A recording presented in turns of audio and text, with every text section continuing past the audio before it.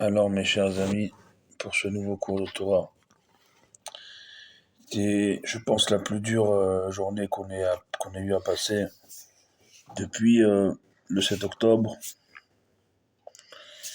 Et c'est pas encore terminé parce que ce soir encore, ils sont encore en train d'essayer d'identifier les dépouilles de Shiri, de Kfir et de Ariel. Concernant Kfir, ils ont même dit que ça allait être difficile parce que ils n'avaient pas encore de dents, imaginez-vous. Et que dans l'ADN, la dent est ce qu'il y a de plus solide, de plus sûr. Pas, c'est pas, c'est très dur. C'est très dur. Une journée qui, je pense, nous a tous horrifiés. Le quatrième otage a pu déjà être identifié, Oded Lifshitz, Zichrono Livracha. Et on attend. On attend pour l'identification des 3 autres corps.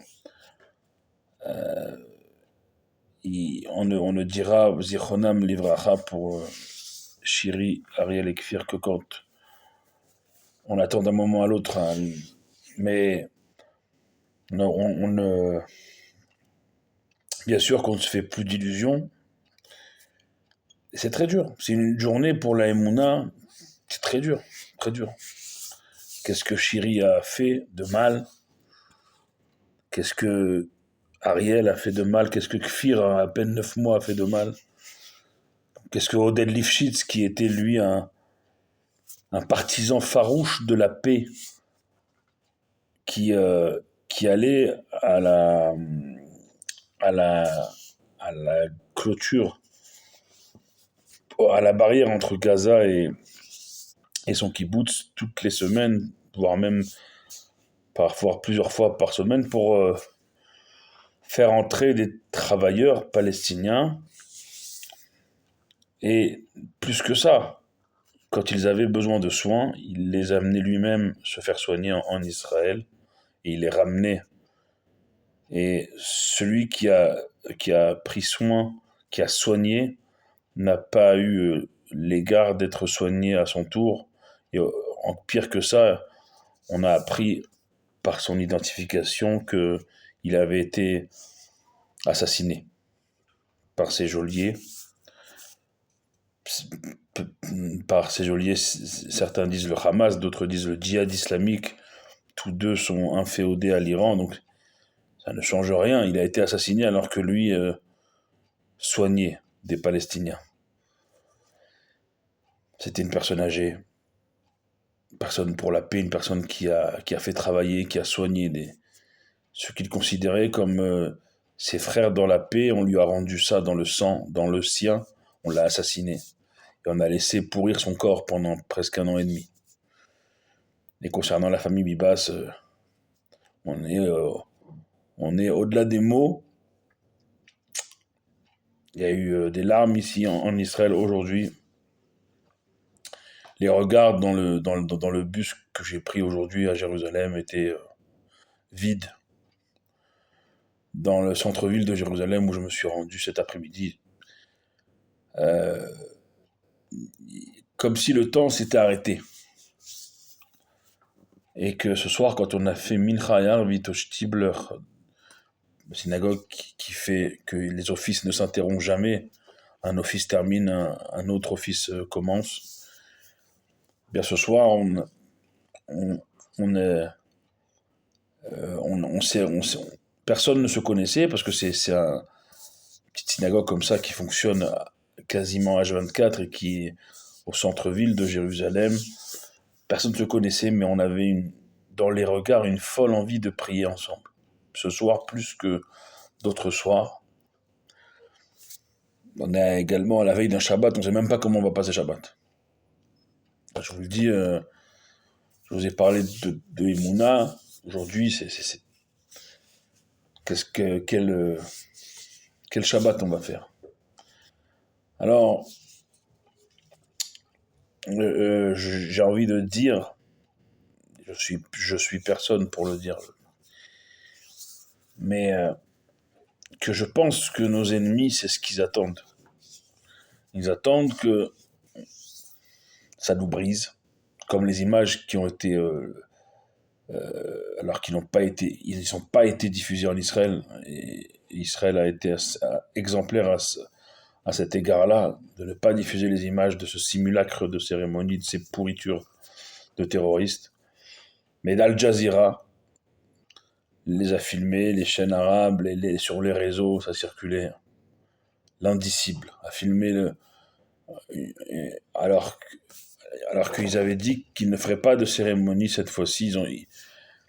Comment on peut nous parler de faire la paix avec des gens pareils? Ils ont mis de la musique. Les enfants jouaient autour des cercueils. Ils ont emmené leurs enfants pour voir ces cercueils. Ils leur distribuaient des confiseries. Ils ont fait signer, encore une fois, des soi-disant certificats. Enfin, on parle de corps, on ne sait même pas dans quel état ils sont arrivés. Et on le sait, parce que si ça prend autant de temps pour identifier la famille Biba, c'est qu'ils sont dans un état... Donc, comment dans tout ça? Alors, on arrive à 6 minutes déjà, mais il faut partager cette journée, ces émotions qui nous prennent aux tripes, mais comment? La question, c'est comment on va continuer à s'accrocher, on va, ce soir et demain, préparer Shabbat. Ce Shabbat, avoir forcément tous dans nos têtes cette image de Kfir souriant, de Ariel souriant, de Shiri, leur maman, les prenant dans leurs bras, de Oded Lifshitz souriant. Comment on fait? Comment pas Shabbat? On est ce Shabbat, un Shabbat particulier, un Shabbat Mevachim, un Shabbat qui va bénir le nouveau mois de Hadar qui rentrera jeudi soir, vendredi et Shabbat prochain. Un mois duquel on dit Mishenichnas Hadar Marbim Besimcha, quand le mois de Hadar approche et entre, comme la semaine prochaine ce sera le cas, il faut redoubler de joie. Mais comment? On est ce Shabbat, un Shabbat qui va bénir un mois qui va rentrer la semaine prochaine, un mois de joie. Mais comment? C'est ça la question. Comment on fait cette année plus que les autres pour augmenter? Je sais même pas si on peut avoir l'outrecuidance de parler de joie dans des moments pareils. Mais je pense que c'est ce que nos ennemis voudraient. Tout ce simulacre, c'est pour justement nous enlever notre... Mais on parle même pas de joie, notre goût à la vie, nos rires, nous enlever notre émouna, nous enlever notre espérance, ils veulent ça. Ils veulent nous briser. Au-delà des corps lâchement et froidement assassinés, au-delà ils ont même pas préservé les corps. Ils les ont laissés pourrir après les avoir massacrés, assassinés. Au-delà de toutes ces horreurs, comble du cynisme, ils vont jusqu'au bout du simulacre pour nous briser encore et encore. Quelle réponse, mes chers amis? On peut donner à cette journée, à ces pourritures de nos ennemis, vous savez quoi? On va faire pour ne pas les faire gagner, pour ne pas qu'ils croient qu'ils nous ont brisés, pour ne pas qu'ils pensent qu'ils ont gagné sur notre mode de vie, sur notre identité, sur nos valeurs. Eh bien, on va faire le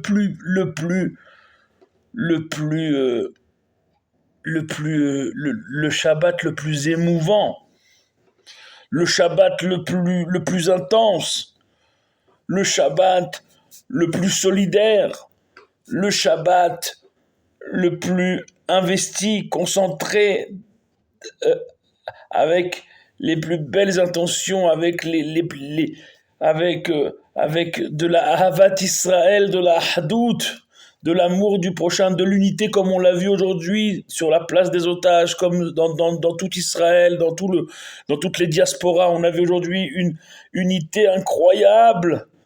On va la cultiver ce Shabbat et faire un Shabbat dans l'unité, dans le recueillement, dans la prière, dans Be'ahadut, dans l'unité, dans se regarder à nouveau, et cette fois-ci différemment les uns les autres, se regarder avec amour parce qu'on est tous juifs et que chacun, il est une cible pour ses pourritures de terroristes. On est tous logés à la même enseigne.